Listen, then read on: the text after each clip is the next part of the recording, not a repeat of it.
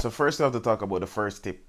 The first tip is actually learning how to defend crosses. That includes ground crosses as well as high crosses. So as you can see in this first example right here, what I do is that firstly, I try to always bring a player, whether it's by double pressing or by single pressing, to bring a player to the player that's on the flank so I can block the initial cross.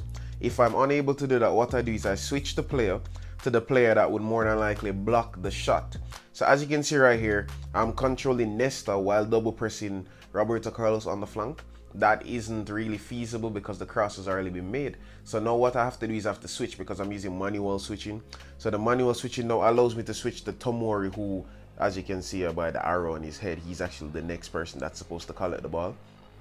So I switch to him and I try to reach the ball before Mbappe. If I'm unable to reach the ball before Mbappe, all I'll try to do is just try to either slide tackle him or at least try to just block the shot. If the guy is good enough and he reaches the ball first, either the first time shot is gonna score, or he's gonna do a bit of skill and get either a penalty, or he's gonna get space to score the goal. So not every single time that you try this method it will work. I'm just trying to be completely honest with you guys. So as you guys can see, I completely well, I guess blocked the passing lane and I was able to counter attack. This is just another example of how to stop a ground cross as well. As you can see, some people just play extremely well and they play the ball over on the flank. Right here now, this is another situation where, as you can see, the player that I'm controlling, the midfielder Pedro Gonzalez, he has the ball, or at least not has the ball, he has the player, but he's behind him. So now I have to switch to this player that is a little bit beside him to the right. But this player now isn't there to, I guess, try to tackle him, you know. What I realize is that because he's about to pass the ball, I have to switch extremely quick and then I have to slide tackle. The slide tackle now is 50-50 because if dude does a high cross, like if he does a lobbed cross, then that slide tackle is basically irrelevant. But seeing that he does a ground cross now, the slide tackle allows me to intercept the ball.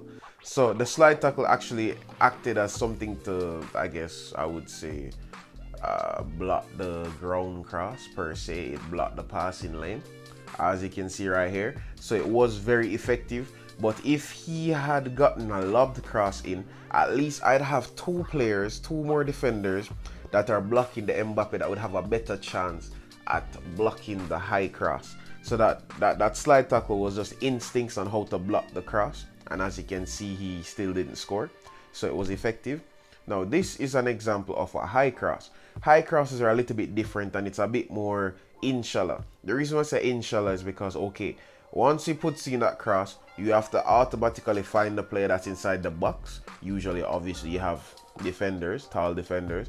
In this case, I have Roberto Carlos. Surprisingly, his heading is actually very good.